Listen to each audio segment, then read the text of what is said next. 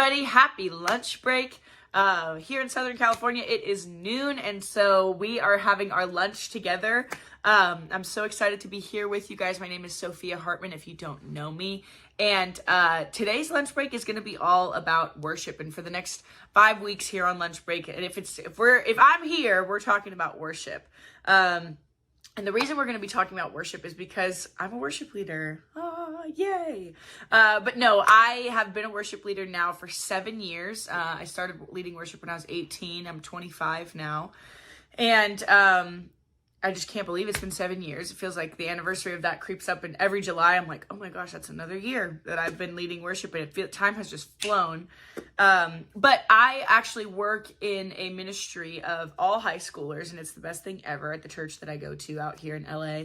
And I am charged with being kind of like worship mom for them. And then my friend is their worship dad. And so together we have all these worship kids, and we get to co-lead together this group of kids that are just trying to figure out, what is worship? Who is it for? Does it just have to be singing? Is it about us? Is it about God? Like, where do we meet in the middle of performance and spirit-led and all of that stuff? And so I figured, because it's been on my heart and it's been a part of my conversations with a lot of my kids, that for an audience that's not necessarily leading worship all of the time, but has a lot of worship opportunities, we're going to talk about what worship is. We're going to talk about what worship isn't. We are going to talk about who is worship for? Who is it actually for? Does it just have to be singing? Is it just a genre on Spotify now? Like, what is worship biblically? We're going to look at worship in the biblical context. But first, just to give you guys some of my stats or my credibility on this, I'm going to tell you my worship leading testimony, because I don't think I've ever actually shared this on Healing Journeys today. Obviously, we're a healing channel, but at all the conferences, if you've ever joined us in person, my band, my travel band, Still Small Worship, is actually the band that leads for you. So if you ever come to a Healing Journeys Today event, my band will be there. My group will be there to just lead you into the presence of God. And I've got some amazing people that have just been a part of it over the years. But I want to give you my worship testimony first before we go any further into this series of lunch breaks that I have with you.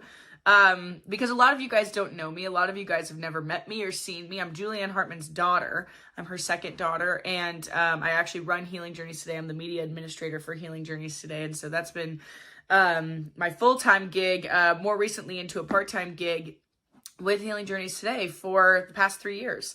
And it's been a wonderful ride. I love all of you guys. I see all of your names, and I see all of your guys' comments, and I see your growth, and we get in the emails of when people get healed, and it's beautiful. And so enough about me in that sense with Healing Journeys Today. Let's also, can we just say, look how beautiful my plant is. My plant is thriving. I've recently become a plant person.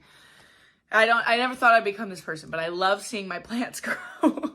And so I was like, you know what, to deck this out a little bit, I'm going to put my little monstera here, and she's thriving. So we love that. But my worship testimony starts in, I would say probably in elementary school. For 12 years, elementary school through high school, I was in musical theater.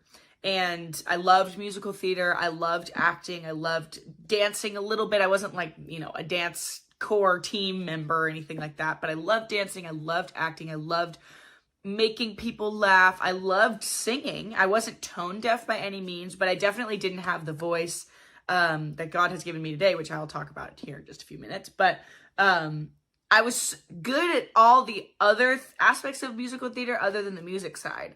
I couldn't find harmonies. I couldn't pick out harmonies. Again, I wasn't tone deaf necessarily, so I wasn't starting at like, ground zero. But I definitely had like massive improvement that needed to happen. And in high school, I was always more focused on the acting than I was focused on the singing side.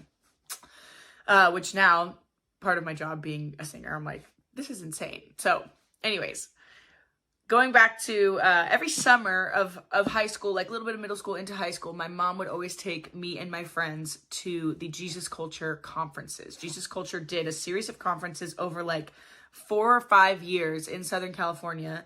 And it was the best. I loved those conferences. Those were like some very powerful moments that I remember just being like, oh my gosh, like this is what the presence of God feels like. And I would ride these conference highs, and then I would drop back into just, whatever I was doing before. Jesus was a part of my life, and he was an important part of my life, and I always believed in Jesus, but Jesus being everything and laying my life down before Jesus, like, that was not me at this time. And you guys have heard other parts of my testimony before here on Healing Journeys Today. If you haven't, you can find a playlist of all my teachings that I've done on our YouTube channel. It's somewhere in there. But for the most part at the time, it was just I would ride these highs and then go back down to the lows, ride the highs, go down to the lows, because I wasn't stewarding my relationship with Jesus after the fact, which now that I have students and we take them to camp and we take them to different things, I'm like, oh my gosh, the most important thing about going to an event or going to a conference is the aftermath. The most important part is coming home. It's so easy when you don't have your phone and when you don't have all these things around you to be like, oh my gosh, me and God, we are in lockstep. Yeah, of course you are. You don't have a phone on you. You're in the mountains. You're with your friends who also love Jesus. Like, you're with leaders who can point you back to Jesus. It's when you get home and you're in school and all this stuff that it's like, of course you're going to miss him if you don't stay consistent with him. That's a whole other lesson, so we're not going to talk about that. But I had been riding these conference highs, and I loved Jesus Culture conferences, and so I was like, let's go. I graduated from high school. I cut all my hair off. Don't ask me why I did that. It was very short at the time, which was such a bad decision. But I just graduated from high school, and I was taking a gap year in between high school and Karis. I went to Karis for 2 years. It was an amazing experience. And I was like, going to this conference, the funny part is I would go to these conferences with zero expectation. The Lord always wants us to come with some sort of hope or expectation for something that he's going to do. I didn't even have the expectation of meeting with God. I was like, this is just going to be a really fun event. Like, we're just going to have a really good time. That was it. And I'm looking back, I'm like, oh my gosh, I was so immature. Going to this amazing event with zero expectation, zero anything to help. Like, I don't know what I was thinking, but I was just going because they were a lot of fun.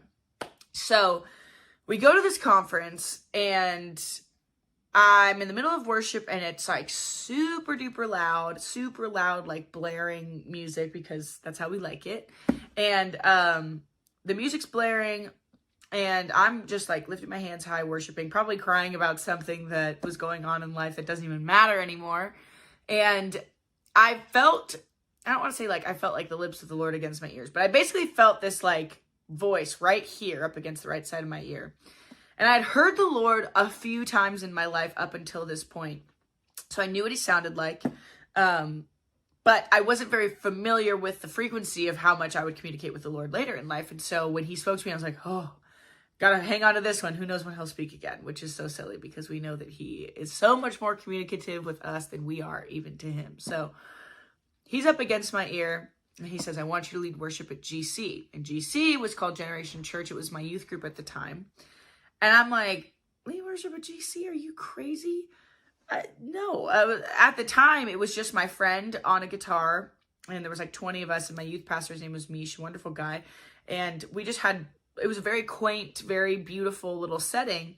But I was like, my friend who leads worship, his name's Malachi. I was like, Malachi's been leading worship for a long time.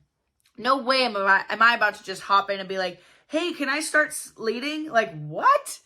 That was not in my comfort zone whatsoever. So we keep going with this conference, and I'm like, oh my gosh, the Lord just asked me to lead worship. He asked me, what am I supposed to do? Like, I didn't even know what to do with myself. I told literally nobody. I didn't tell my mom. I didn't tell my sister. I didn't tell my dad. I didn't tell my friends. I was like, I am keeping this to myself.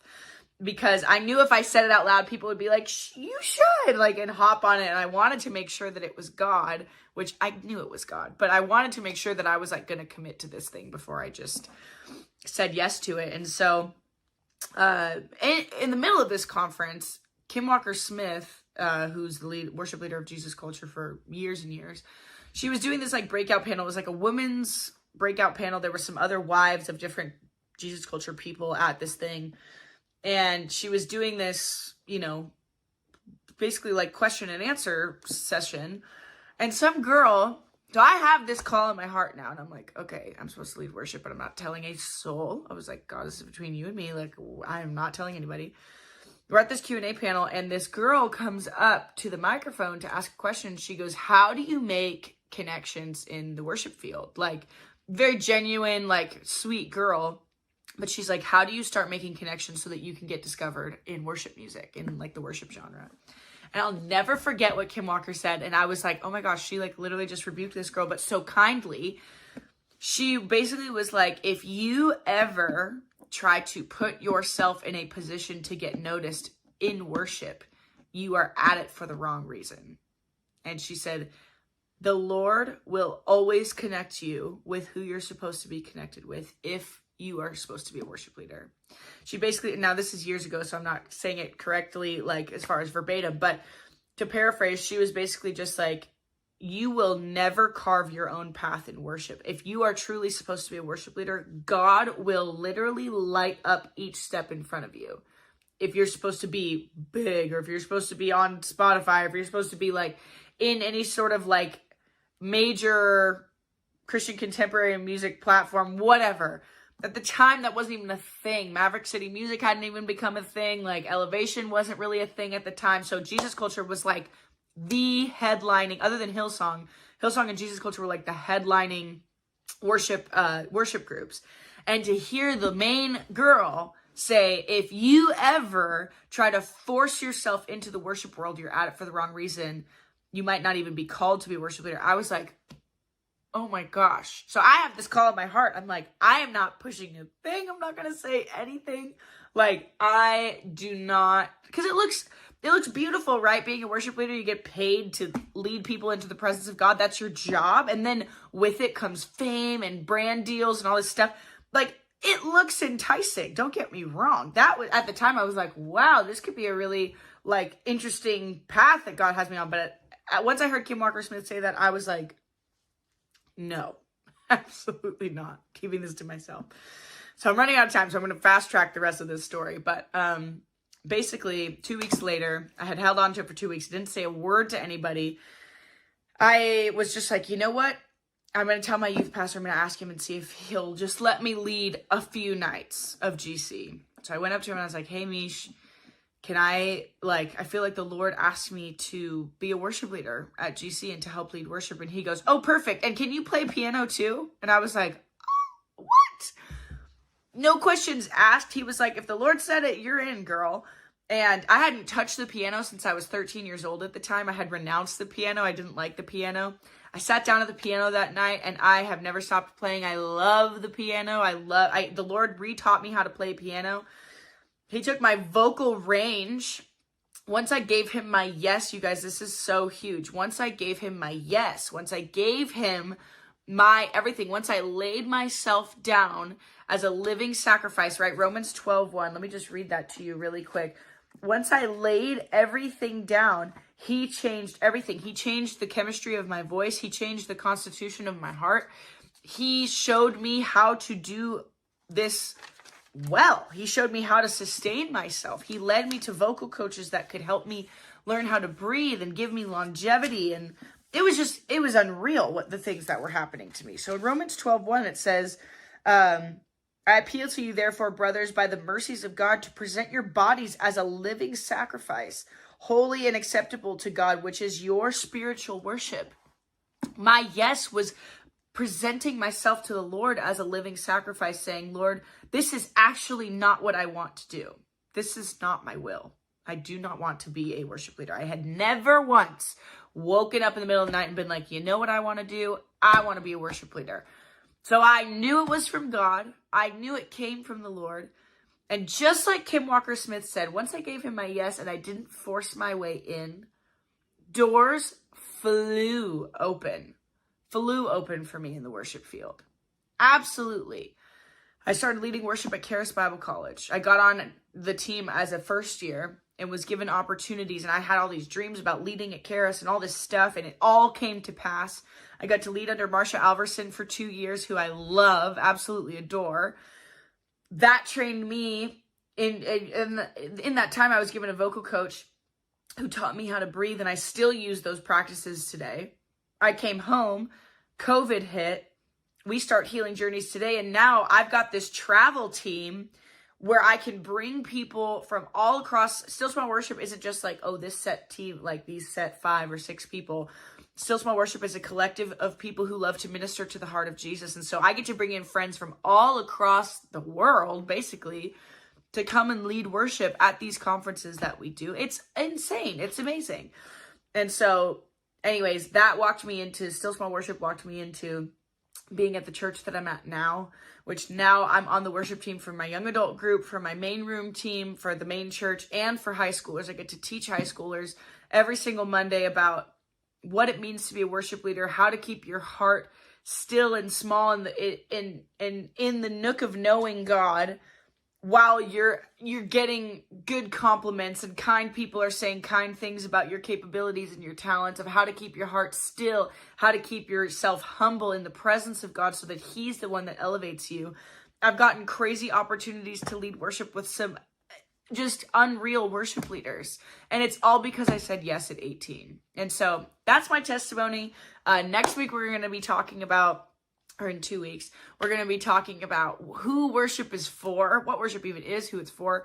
But I just want to give you guys a little bit of background about who I am, and why worship has really just changed my life. And so I love you guys, and I'll see you next week.